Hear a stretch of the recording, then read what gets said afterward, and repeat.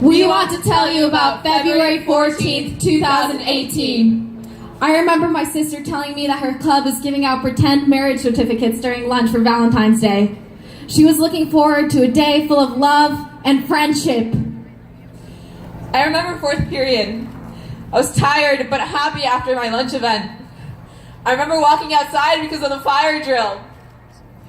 I remember the absolute terror of being outside hearing code red, run!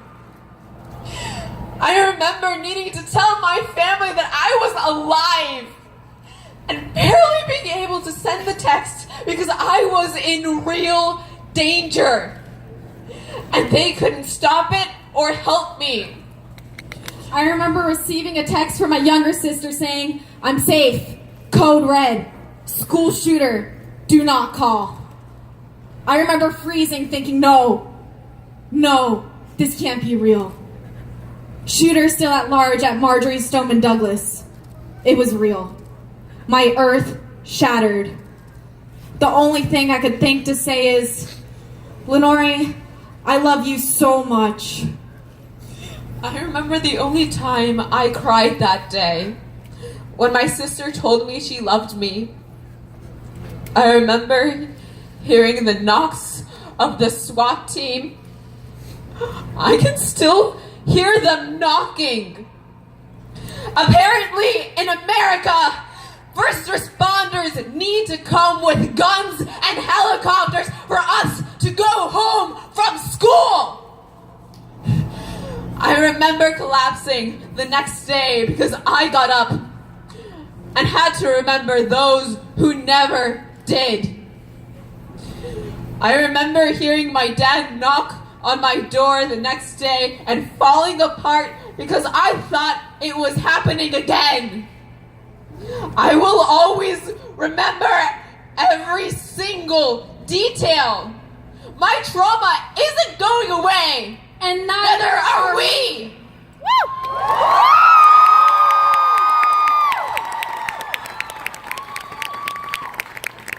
17 people died.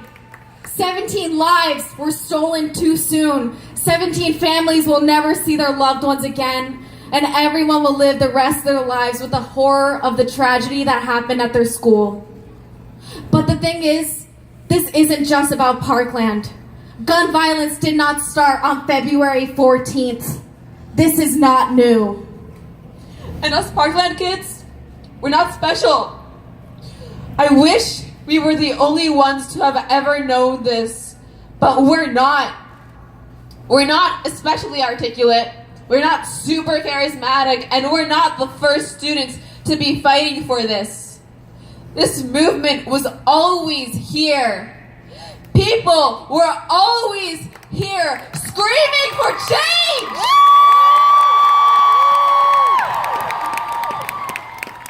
Because the thing that sets the people of Parkland apart is our wealth and the color of our skin.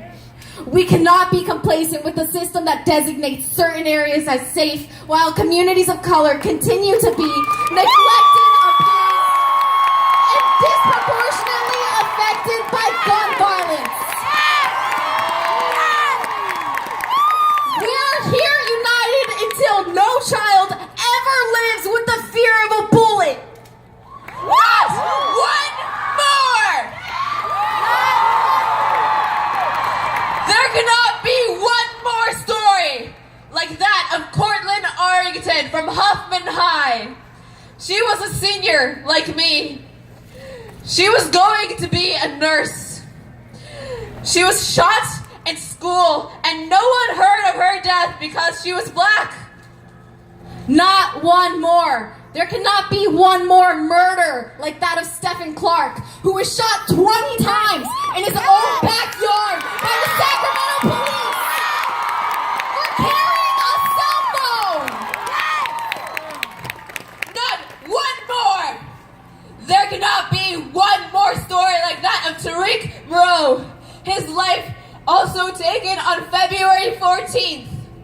He was shot dead in front of his 3 young children. after a road rage accident in Roxbury. Not one more! Not one more! Not one more! Not one more! Not one more! Not one It shouldn't be unacceptable just when this happens in Parkland and other affluent white communities. Yes. We shouldn't just be appalled when safe cities are unsafe. We should take action when any city is unsafe. Especially here in Boston, where 80% of people in Roxbury will experience gun violence in their lifetime. Just a mile away in the Back Bay, which is predominantly white, that number drops down to 10%. No good that comes from this could ever make up for the evil that takes lives every day. But there are things we can do to prevent it in the future. We must fight for those who could be next.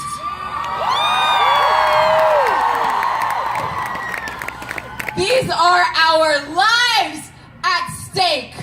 We shouldn't have to fight for our lives. But we will, and we are!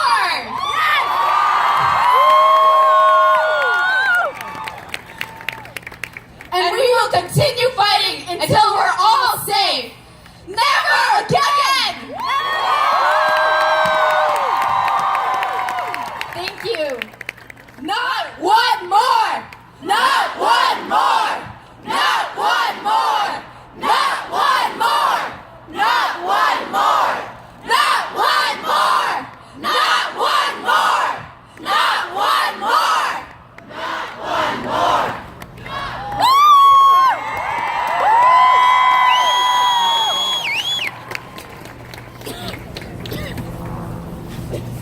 Can we get